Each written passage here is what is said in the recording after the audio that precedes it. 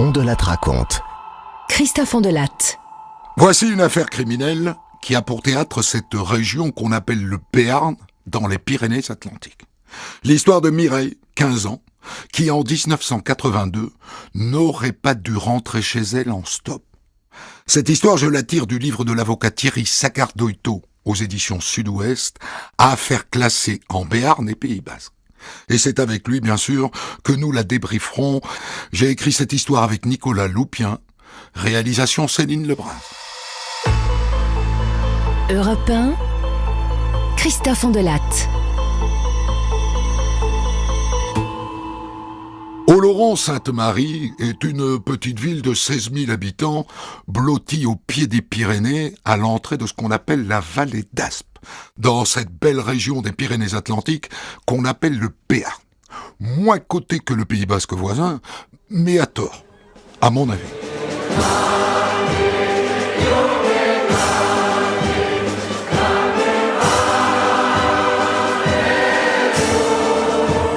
Oloron, c'est là qu'est scolarisée Mireille, 15 ans, en CAP de couture au lycée professionnel. On est en 1982, ça fait 2 ans qu'elle apprend le métier de couturière. Et c'est une gentille fille, Mireille. Ses copines des majorettes de Gand dans la banlieue de Pau où elle habite disent qu'elle est joviale et généreuse, avec tout de même un peu de tristesse dans le regard. Trace du drame qu'elle a vécu quand elle avait 6 ans. Sa maman est morte et son papa qui est maçon s'est retrouvé seul avec 3 enfants en bas âge. Ça lui a laissé une blessure qui se voit dans ses yeux.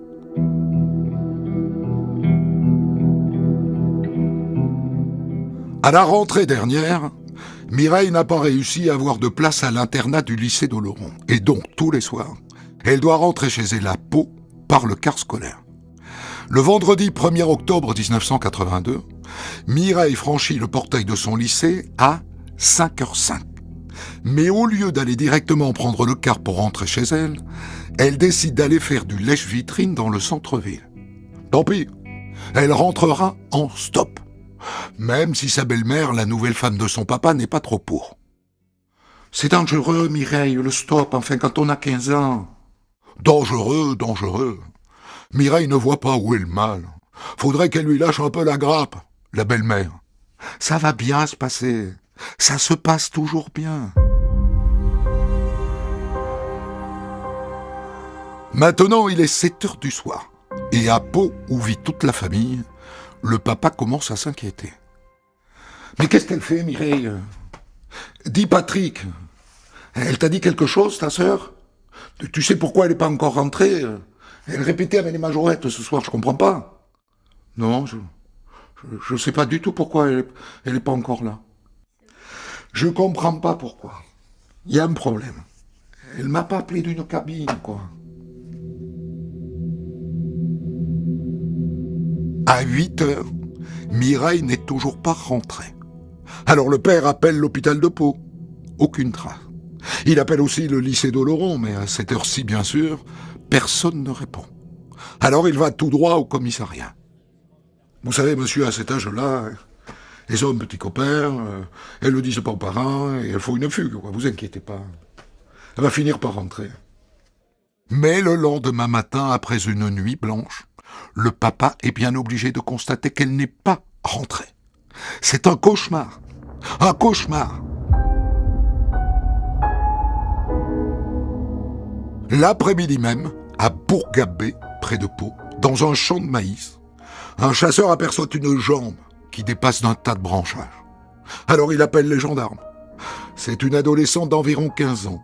Et elle a encore son cartable sur le dos. Et le corps présente 2 plaies par balle. L'une à la jambe droite et l'autre derrière l'oreille droite. On dirait qu'elle a été achevée au sol, hein. Tu crois pas ? Achevée d'une balle dans la tête. Une gamine de 15 ans. Et c'est Mireille, vous l'avez compris. Mireille Louis, c'est son nom.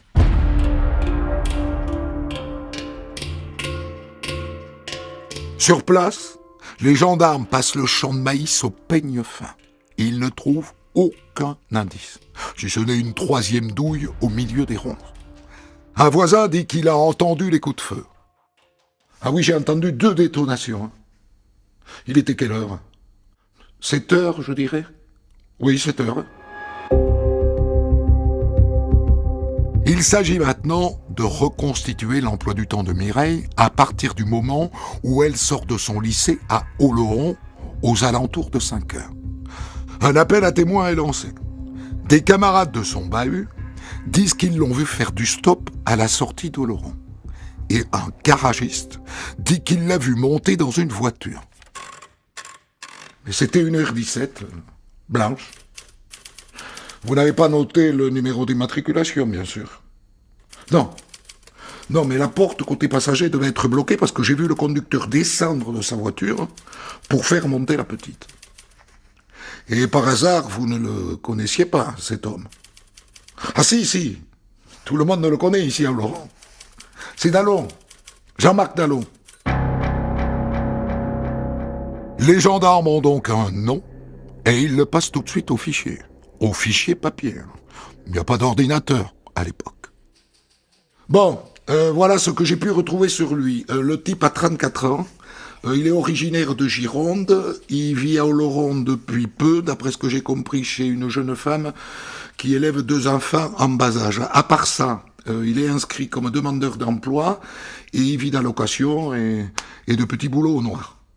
Il a un casier judiciaire? Oui. Maison de correction très jeune, plusieurs comparutions devant le tribunal correctionnel pour des vols, des bagarres, des filouteries, ce genre de choses, et alors, court séjour en prison. Autre chose, le gars a des problèmes psy, hein. On a une hospitalisation à l'hôpital psychiatrique de Cadillac, près de Bordeaux. Alors les gendarmes se mettent à sa recherche. Mais d'après ses voisins, il n'est plus à Oloron depuis le jour du drame. Moi, il m'a dit qu'il partait en Gironde faire les vendanges. Je peux rien vous dire d'autre.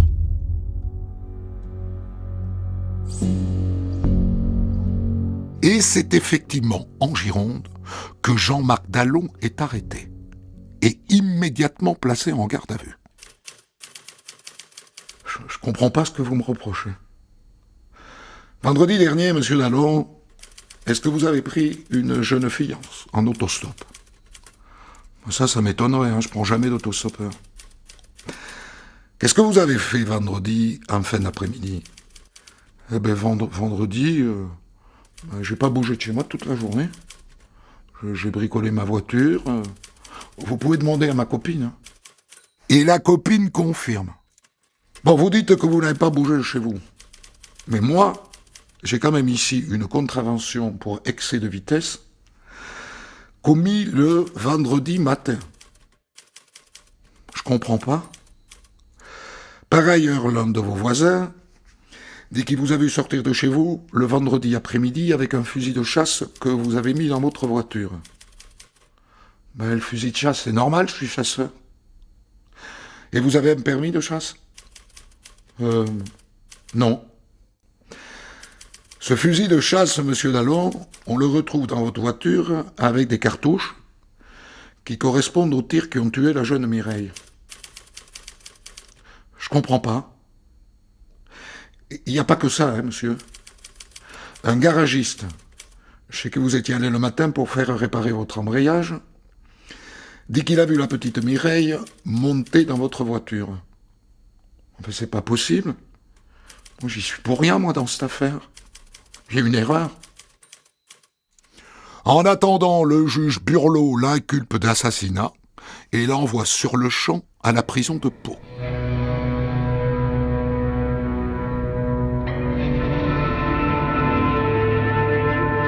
En prison, Jean-Marc Dallon reçoit la visite de son avocat, maître Loustalot Forest. Au vu des éléments recueillis contre vous par l'instruction, moi je vous conseille de reconnaître les faits, hein, parce que sinon vous allez prendre le max. Hein. Perpétuité. Ça met un peu de temps à faire son chemin dans sa petite tête, mais 2 mois plus tard, il se déballonne devant le juge. Je vous ai menti. Je reconnais que j'ai pris la petite Mireille en stop. Et après, je me suis perdu. Là, je suis descendu de la voiture. Mais j'avoue que j'ai voulu la caresser, quoi. Mais elle s'est débattue. Et elle est partie à travers champs en disant qu'elle allait me dénoncer. Ça m'a mis en colère. Je dirais même une folie. Alors j'ai attrapé ma carabine. Et j'ai tiré un coup de feu pour lui faire peur, mais je ne l'ai pas touché. C'est après que je l'ai touché. Quand j'ai tiré la deuxième fois. Là, elle est tombée, et je lui ai tiré une cartouche à bout portant derrière l'oreille. Mais je vous jure, au départ, je voulais pas la tuer. C'était un accident. Un accident? Tu parles?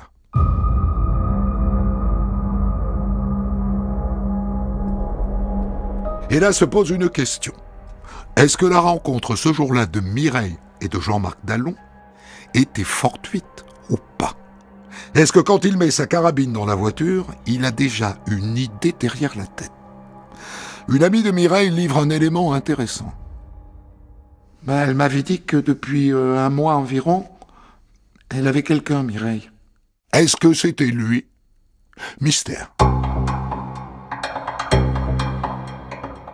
2 ou 3 mots sur ce Jean-Marc Dallon avant d'aller assister à son procès.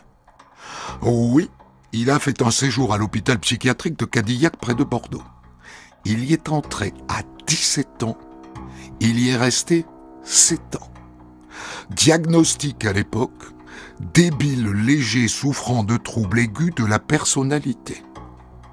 L'expert qui vient le voir en prison confirme.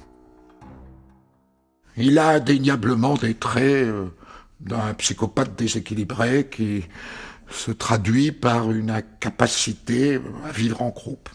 Psychopathe? Alors on peut le juger. Alors on le juge en septembre 1984 à Pau. Face au juge et aux jurés, il n'en démord pas. Je reconnais que je l'ai prise en stop à la sortie d'Oloron. Et quand elle a vu mon fusil à l'arrière de la voiture, c'est elle.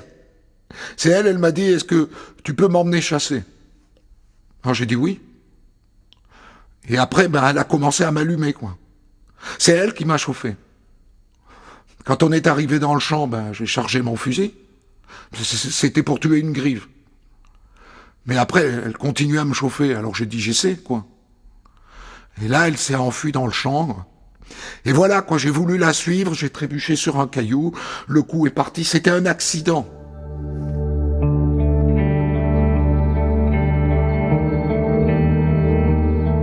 Ça ne colle pas du tout avec les expertises balistiques et médico-légales. Du tout. Et dans son réquisitoire, l'avocat général ne manque pas de le rappeler. La thèse du hasard et de l'accident n'a pas sa place dans ce dossier. Dallon a achevé sa victime car il refusait d'être pris. La seule solution a consisté à achever Mireille en lui infligeant le coup de grâce. Il requiert donc sans état d'âme la réclusion criminelle à perpétuité. La parole est à la défense. Les avocats tentent de faire vibrer la corde sensible de son enfance, de son adolescence chaotique, de son hospitalisation. Et on lui donne le dernier mot. Ce qui m'est arrivé, c'est vraiment pas ma faute.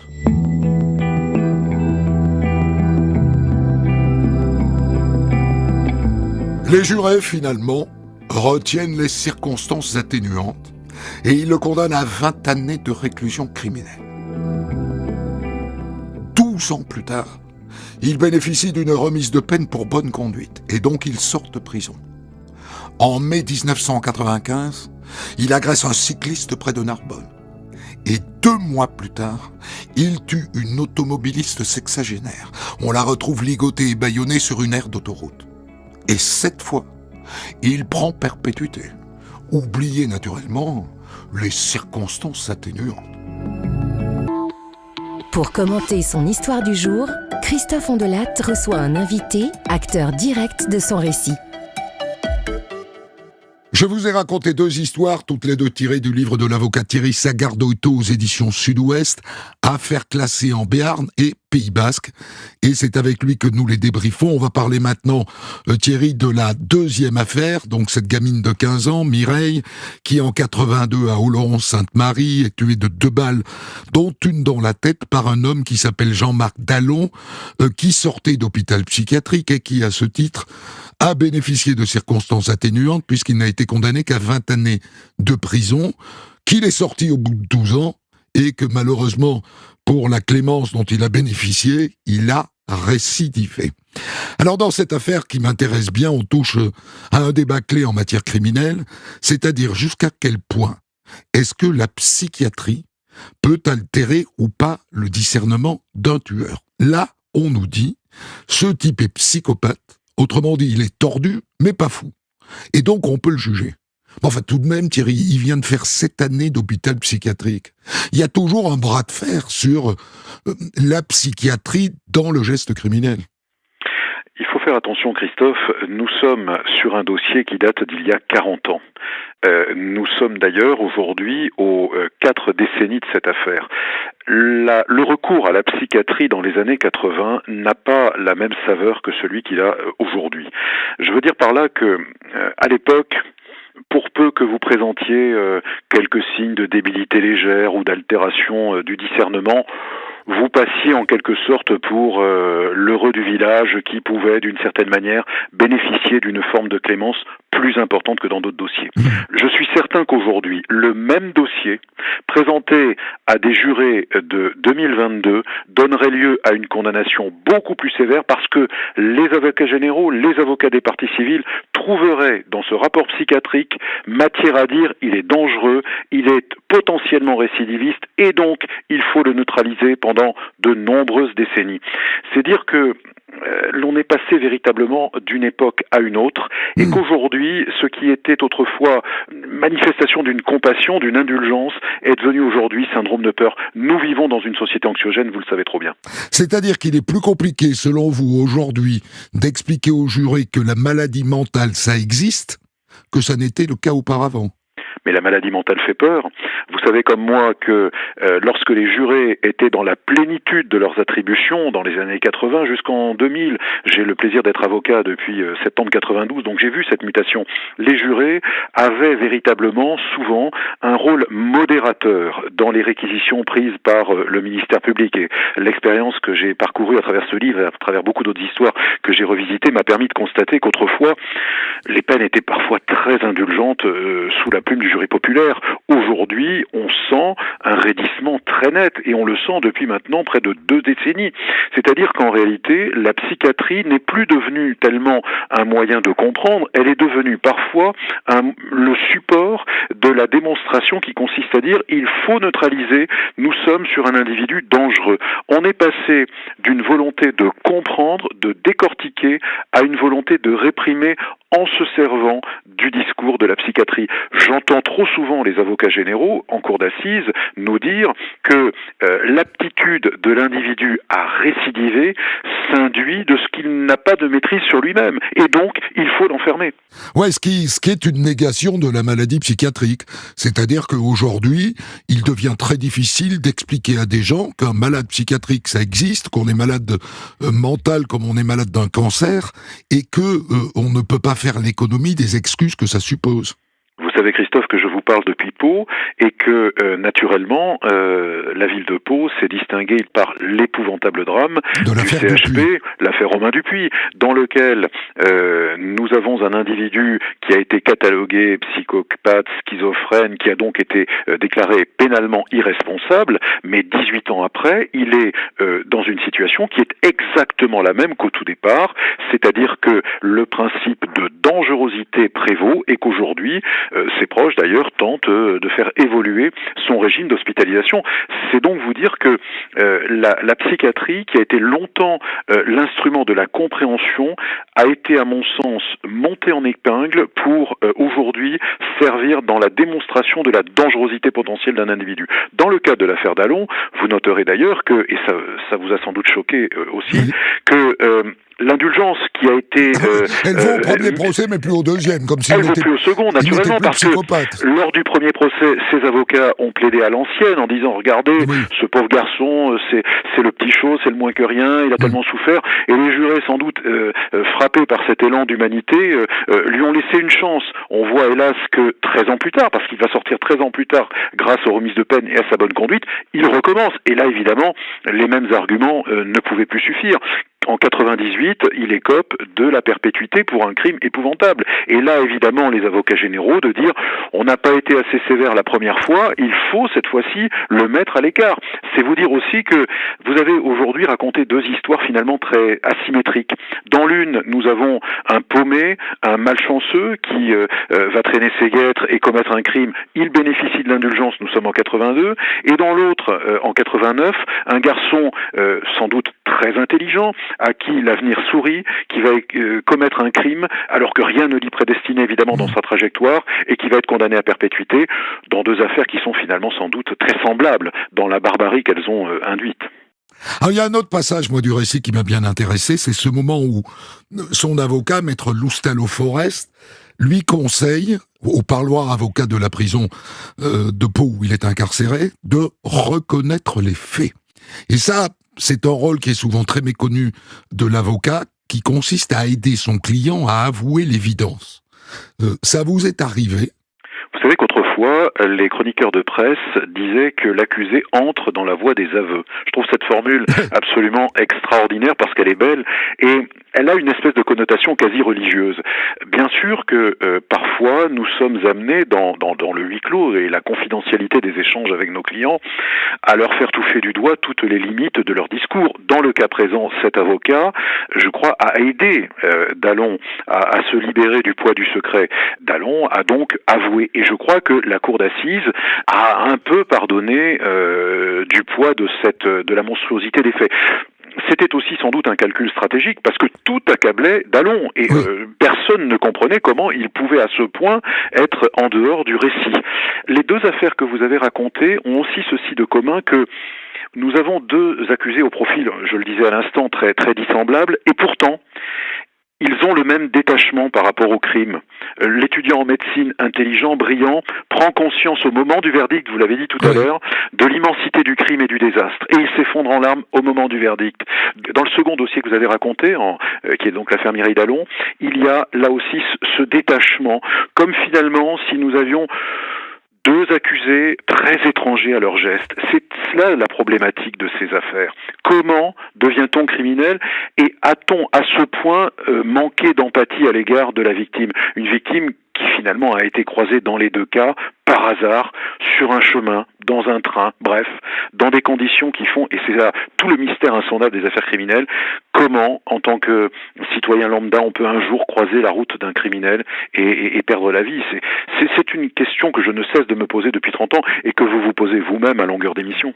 Évidemment.